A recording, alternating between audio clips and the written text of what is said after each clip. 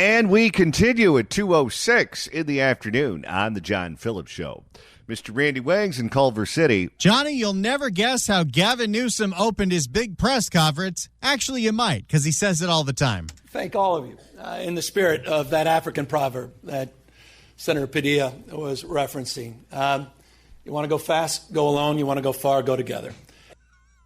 Wait, did Padilla repeat the same African proverb too? Yeah, but I'm not going to go dig that up. I just took his word for it. I don't want to hear Alex Padilla unless I absolutely have to. I would love to know where they found this old African proverb. Someone should ask that Chat GPT. Where did that come from? Yeah, who started saying this ad nauseum? How hilarious would it be if it came from some Hallmark card that they got in the mail? Hey, maybe they learned it from Karen Bass and she got it in Ghana. That's true. It's a possibility. 800-222-5222 is the telephone number, 1-800-222-5222. And right now it's time to open up the California Crime Blotter. If the cashier is dummy. Questions? And the first edition takes us to a street that 3-Inch Shrimp warns us about on a daily basis. It's become part of a punchline where you hear a lot of gadflies joking about all of the prostitution that goes on along Figueroa, in the Figueroa corridor in Los Angeles. But what do you know? The feds just arrested 11 gang members for sex trafficking minors on Figueroa. Well, maybe 3-Inch Shrimp was onto something. For more, here is Fox 11 in Los Angeles. A disturbing sex trafficking bust. Several suspected gang members arrested, accused of forcing young girls into prostitution. Good evening, everybody. Thanks for being with us. You're watching LA Live News Tonight. I'm Marla Tejas. Thanks for joining us. I'm Christine Devine. Federal prosecutors here in LA say this is the first major takedown of sex trafficking operation on that infamous Figueroa Street. Fox 11's Chelsea Edwards spoke to the acting top prosecutor in our area about this bust, and she's live in Westwood tonight. Chelsea?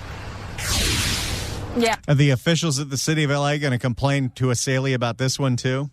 Oh, yeah, because they're separating families. Yeah, well, this was a big... And by the way, why they're separating families when you're dealing with sex traffickers?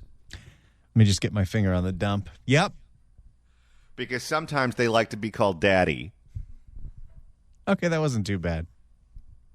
I was prepared for the worst.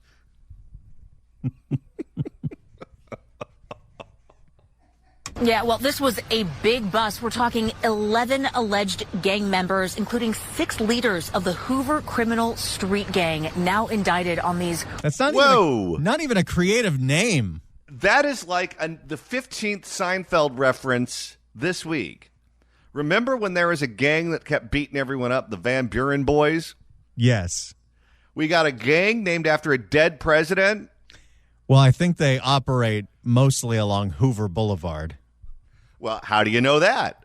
Maybe they're just big fans of Herbert Hoover. Maybe. 6 leaders of the Hoover criminal street gang now indicted on these really disturbing charges. Take a look at some video. These are images that were mentioned in the indictment, things that they posted to social media. Prosecutors say the gang recruited girls as young as 4. Apparently they used music videos and social media to recruit the teens into sex slavery. Okay. Just imagine these gangsters sitting around, I guess, at a corporate boardroom, spitballing. Okay, we need some girls. How are we going to do this? I know. The kids seem to like the TikTok. So what do you say we make some really enticing videos? Have you ever thought about becoming a child prostitute? If so, come down to Figueroa. We've got more Johns than you know what to do with. You're never going to have to work again. Your kids are never going to have to work again. Your kids' kids are never going to have to work again. So come on down to Figueroa, where we stock them deep and sell them cheap. Say the gang recruited girls as young as 14 years old, many of them runaways or kids from the foster care system. Federal officials say those victims were regularly raped and drugged, all while being forced into prostitution.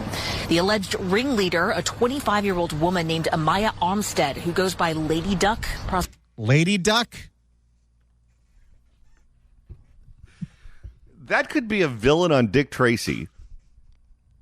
Lady Duck, the 25-year-old female pimp, is the ringleader of forcing all of these teenage girls into sex slavery.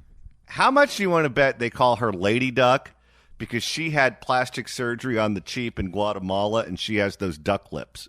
The alleged ringleader, a 25-year-old woman named Amaya Armstead, who goes by Lady Duck. Prosecutors say she and her co-defendants acted as pimps, using social media to recruit vulnerable teens and young adults. Then, I feel like we need to do some educational awareness here because there's so many stereotypes about sex traffickers.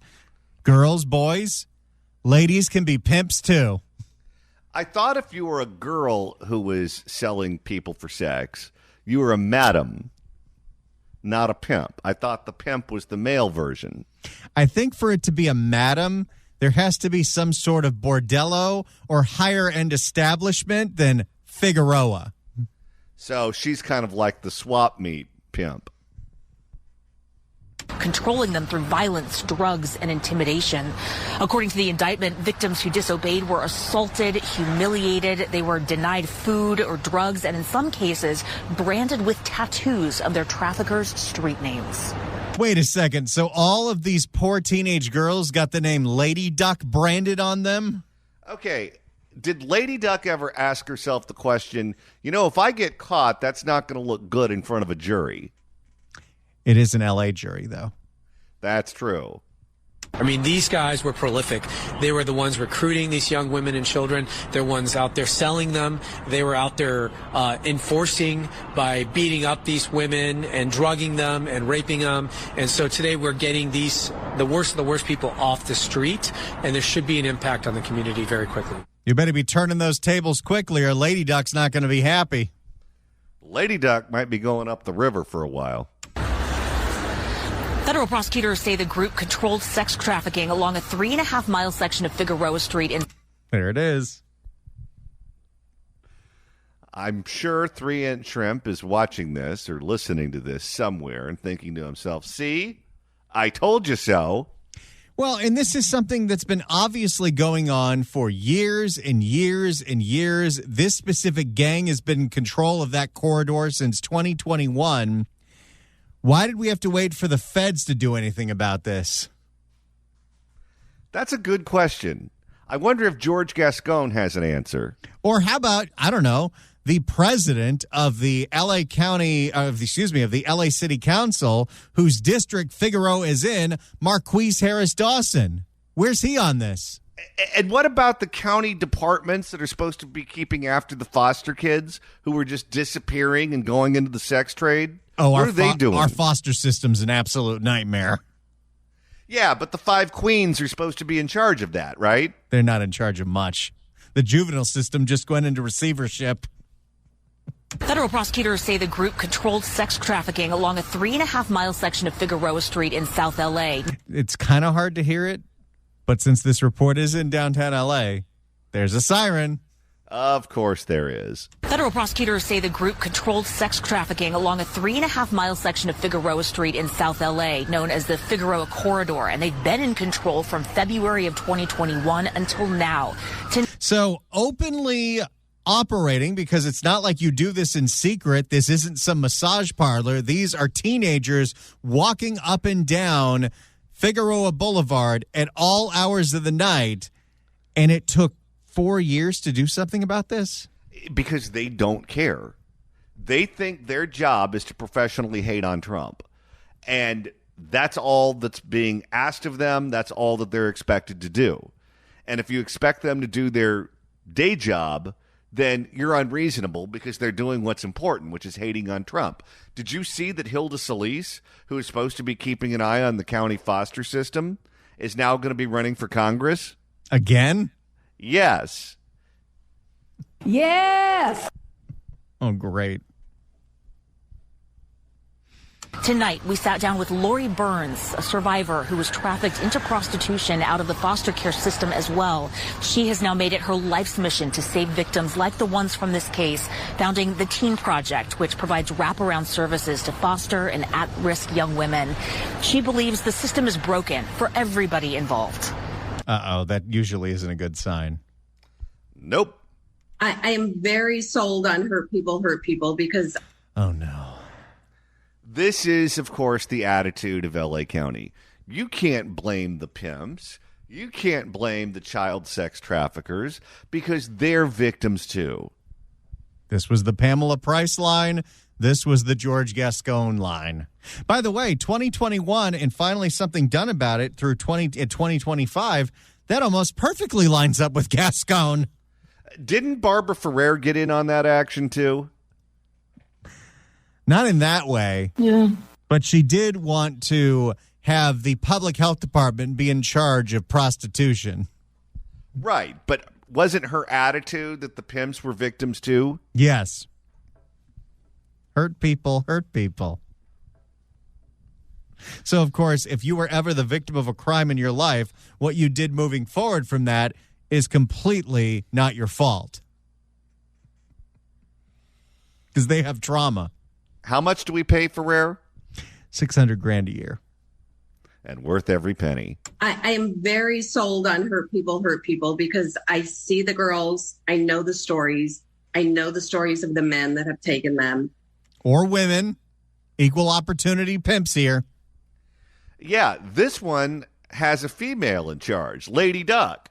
And it's all a failed system. It's all going to go back to the broken system because a lot of the kids that you see on the street that were gang members were in the system themselves, whether they were in juvenile hall, group homes, or foster homes. They were in that broken system and they came out unhealed, unhelped. Okay, then.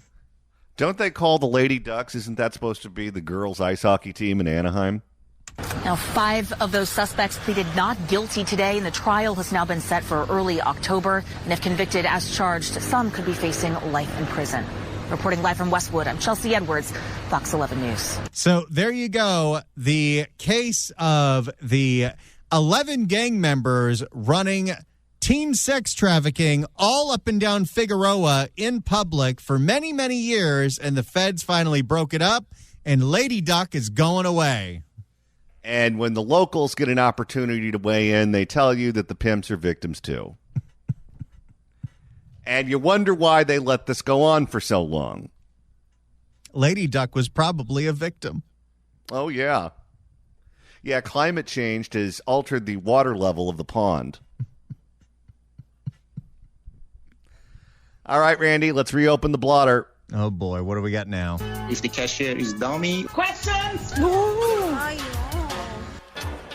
This next edition takes us to 30,000 feet. There was a flight scheduled from Virginia to LAX. Somebody had one too many drinks and started waving his skateboard around trying to hit people with it. He tried to get flight attendants tried to restrain him, but he was too drunk and too powerful. So a linebacker who happened to be sitting on the plane decided to intervene, and the plane got diverted to Grand Junction, Colorado. For more. You know, if you're flying Spirit and someone hits you in the back of the head with a skateboard, there's an additional fee for that. You better realize that you can only make those jokes for so much longer. They're going out of business. Who said that was a joke? For more, here's ABC 7 Eyewitness News. Details now on the unruly passenger who forced a flight from Virginia to LAX to be diverted to Grand Junction, Colorado. Tonight, that flight finally touching down at LAX, and the passengers with quite a story to tell. Eyewitness News reporter Jory Rand joining us live from LAX after speaking with some of them. Jory. It was quite an ordeal today, Mark. That plane left Norfolk, Virginia about 9:15 East Coast time this morning. Those passengers got to the airport about... Okay, let's just get the timeline here. This was a morning flight. So he was up all night drinking. Well, or if the flight was delayed, maybe he had one too many Bloody Marys at the airport bar. Those passengers got to the airport about 2 hours earlier, probably left for the airport about an hour before that. Add it all together, that's about 3:15 a.m. West Coast time, and they finally touched down here tonight. An unruly passenger aboard a Breeze Airways flight this morning from Norfolk, Virginia. Oh. Johnny, do you know Breeze? I've never even heard of that airline before. This is the new low-cost carrier that's coming to Burbank when Avello moves out. Okay. I know there are a lot of low-cost carriers out there, and I know a lot of people look at it and say, hey, I'm going from L.A. to Dallas. What's the difference if I go on American Airlines or Breeze or Spirit or whatever? Don't do it. Don't do it. Spend the extra money and go on a brand that you're familiar with. Because if you go on one of those low-cost carriers, you might be hit in the back of the head with a skateboard. You don't want to be trapped in a tin can 30,000 feet in the air with the riffraff that wants to spend nothing on a flight. It's, for instance, let's say you're going to Dodger Stadium. The clientele in the 200s and the 300s is a little different than the clientele that goes on the top deck. Keep that in mind when you're looking at tickets on StubHub.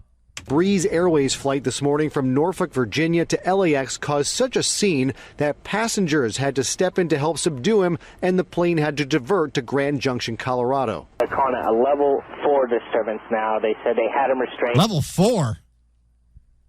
What do you have to do to get elevated to level 5?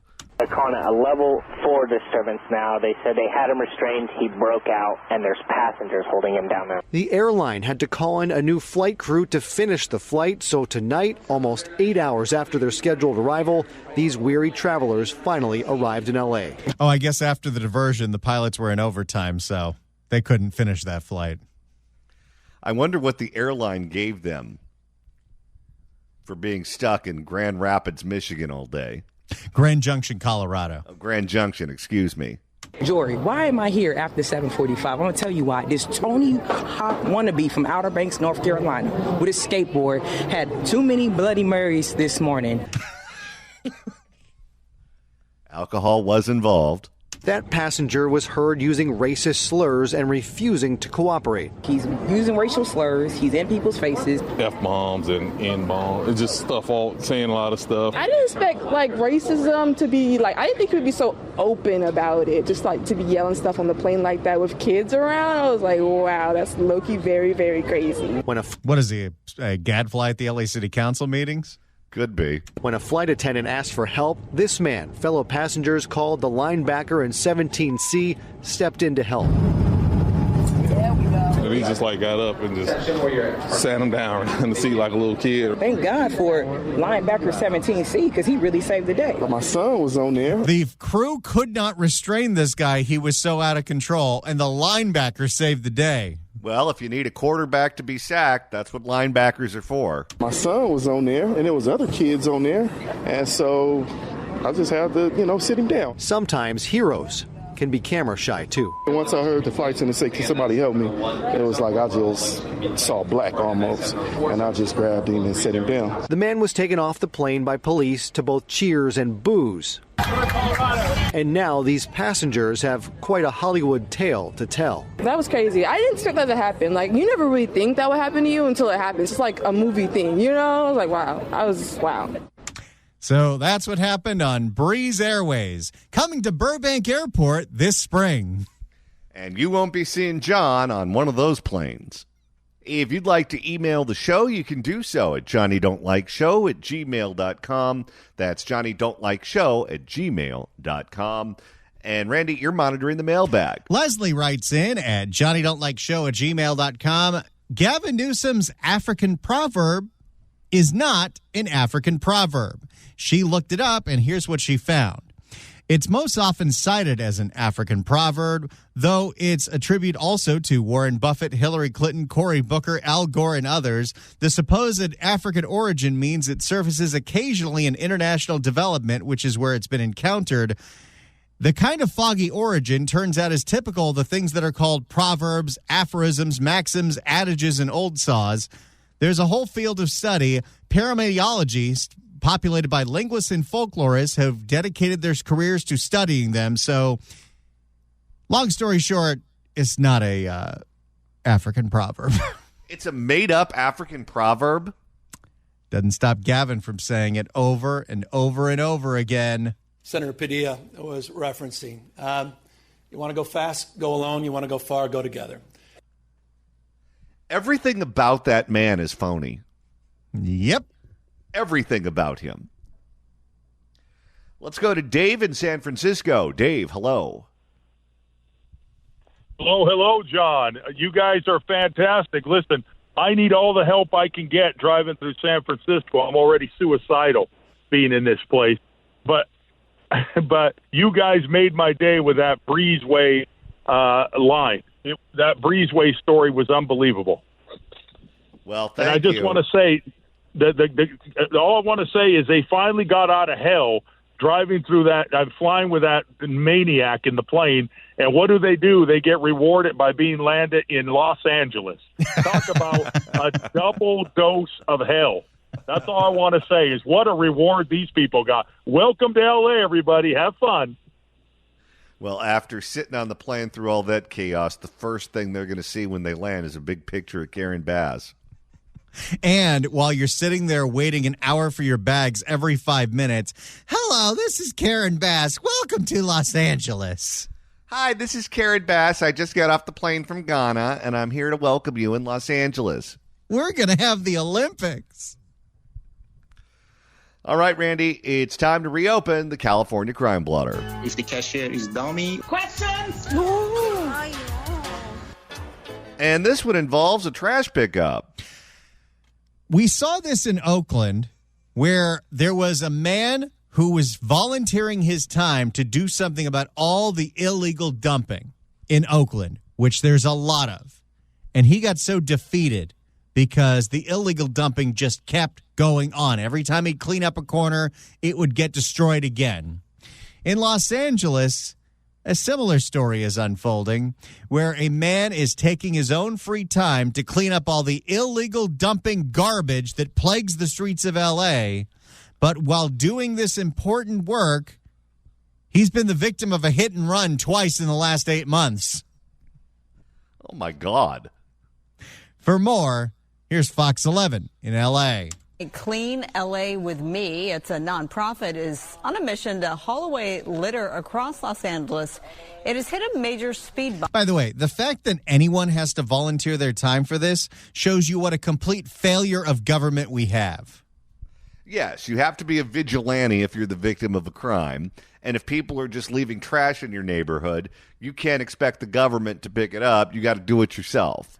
We have a sanitation department. Every city has one or has a contract with one.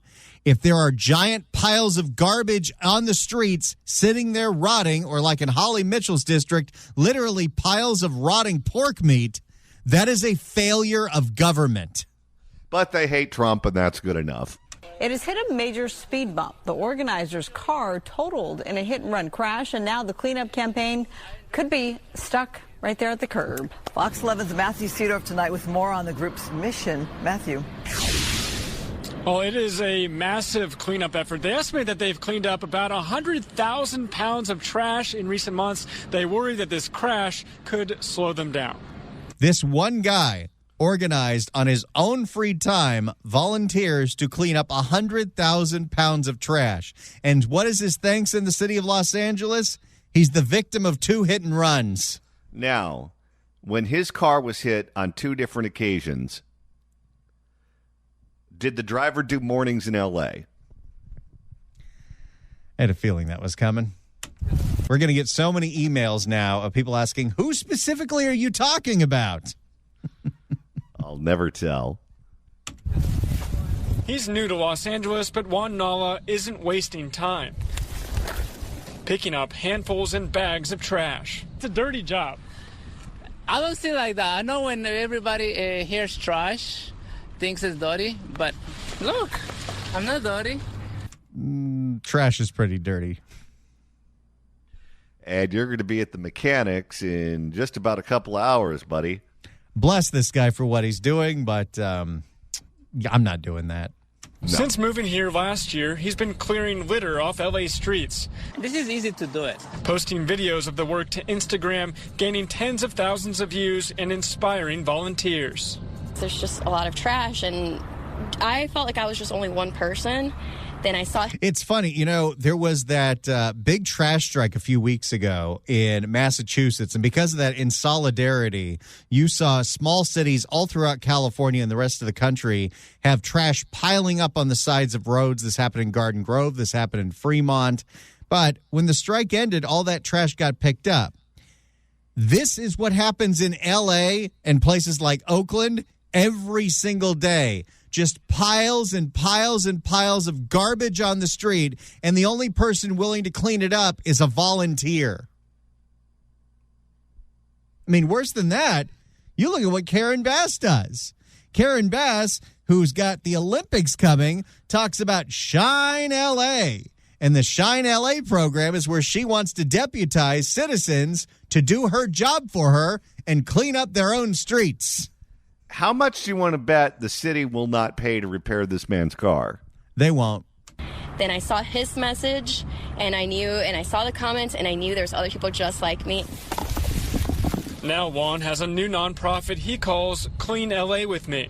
I really enjoy it. I want to see a better LA in the future, because if we keep it doing this, what are we going to left for our new generations? A dirty city? Yeah, it's been dirty for a while. Very dirty. Yeah. It's sad. Someone hit my car. But now his car looks like this, destroyed by a hit-and-run driver for the second time in just 8 months. And this is why I want to move out of this city, and I want to stop driving. You know, even before we got to that point, I knew it was coming. Leaving his cleanup crusade stuck in park. I am fundraising to get a pickup truck because I have every Saturday, Mingas. It'll be much easier, just put in a pickup truck, go dump, done. So far, Juan estimates they've picked up more than 100,000 pounds of trash across L.A. That's an indictment of Karen Bass. And what's going to happen when he gets a new truck and they slam into that one, too? A heavy effort he hopes to keep carrying. This is therapy for you. Yeah, it's like therapy. Just seeing, coming. Well, of course, he's in downtown L.A. There's a siren. Of course. But it's not for his hit and run. This is therapy for you. Yeah, it's like therapy. Just seeing, coming all trashy, and then I clean, and then I see all clean, nice. I'm like, yes. I really love what this guy's doing, but unfortunately, I know that in a year, we're going to have an update story, and it's going to be like that guy in Oakland where he's going to be like, I give up. Oh, this guy a year from now is going to be the most defeated person on planet Earth. I feel like Sisyphus. I keep pushing that boulder up the hill, but the city does not clean up the trash. And when this guy snaps, it's going to be dramatic. That's what I mean, Just amazing, that attitude. More worried about picking up trash across L.A. than his own cars. We're live downtown tonight. Matthew Seedorf, Fox 11 News. I said this earlier, what a man, what a heart he has. Alex pointed out, well, if the city of Los Angeles did its job a little bit better, then Juan wouldn't have to spend his time doing that. Do we have any comment from the city? No comment from the city, and he actually talked about that a little bit as well. He's tried reaching out to them to see if maybe they can pitch in, or this can be something that a combined effort of sorts. But so far, really. Karen Bass, lend this guy your car. Oh, no, she's busy battling Trump. Really nothing between the two sides. He has also taken the initiative to set up his own trash cans in places where people are littering, in hopes that maybe instead of picking up trash, he can just go by. The illegal dumping that we see in Los Angeles is not due to a lack of trash cans. Nope, there are trash cans all over the city. My guess is they prefer to leave their not working refrigerator where they leave it. And pick up bags of trash that are in trash bins instead. So I love the work he's doing on his own. He has a job you mentioned earlier, and he does this on his own time. I'm going back to the car that's destroyed, that he can't drive now. I'm wondering, is he getting any traction on people showing love and support on that to help him out so he can continue to do the work that many of us don't want to do? Exactly, yeah. So he does have a GoFundMe page set up, so we'll have that posted on our website. That's foxla.com. He's hoping to raise some money and maybe get some insurance money, enough to possibly buy some sort of pickup truck to help. Wait, Did he not have insurance before? Play that again. Uh-oh. Feel like another shoe's about to drop.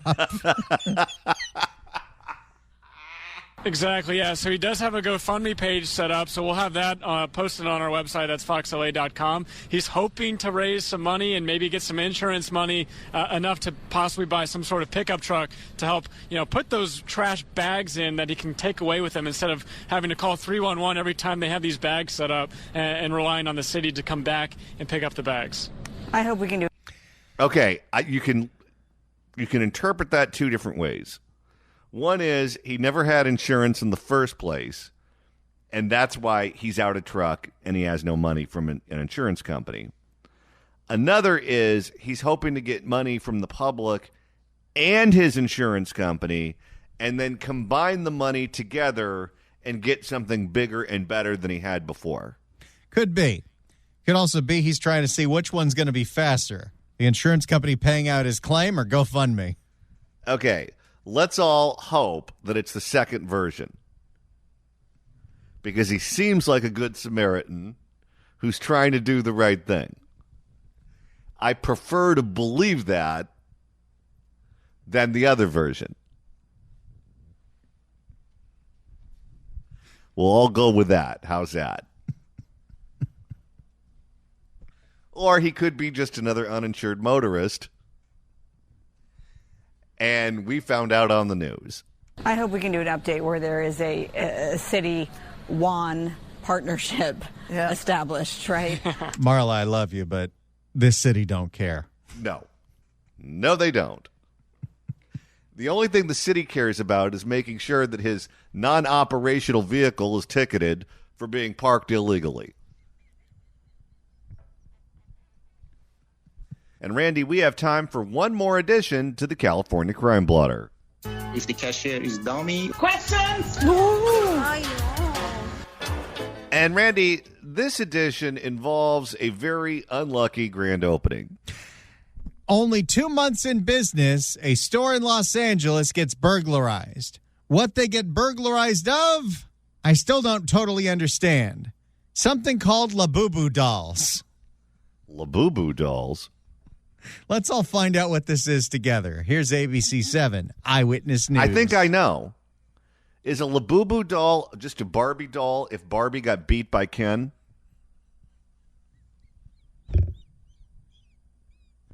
What if Barbie's a lesbian and she got beat up by one of those gem dolls? Let's find out. We're hearing from a store owner after a group of thieves ransacked her resale shop, taking thousands of dollars in Labubu dolls. I'm telling you, in my mind, I'm seeing Barbie with a black eye. I really wanted to go this story and not have to look it up, but now I might just have to look it up. While still in shock, Joanna Avendano is also hoping for justice. Eyewitness News reporter Leticia Juarez has the story. There was a lot taken, maybe like around 30,000 or more of inventory. Okay, a Labubu doll is not a Barbie with a black eye. It kind of looks like a Furby, except it has a human face. That's frightening. Yes, it is. Joanna Avenado has only been open for 2 months, and now she's recovering from a break-in. Early Wednesday morning, her resale shop in La Puente was burglarized, but the suspects weren't after the register. They were after collectibles, specifically Labubu dolls. More selling stolen goods on eBay, I think. Is there that much of a demand for Labubu dolls? Let's just check. Let's go on eBay and let's see what the Labubus come up as. Looks like you can get pretty good deals on Labubu dolls for $150 each one for the collectibles. See if they have one that's dedicated to Princess Diana. Those usually go for more. If you haven't heard of them, Labubus have exploded in popularity thanks to TikTok trends. Oh, boy. I mean, part of why we see these bizarre crime trends, like with the Lego stores getting robbed and the Labubu robberies, is people are spending way too much money on stupid things. $150 for one of those ugly things? I think they're even here. This one says you can get one for $300. Oh, wow. $777. $1,000 for one of those things? For a Labubu. Because like any commodity, there are people that think if they buy this and sit on it, one day they'll sell it for more.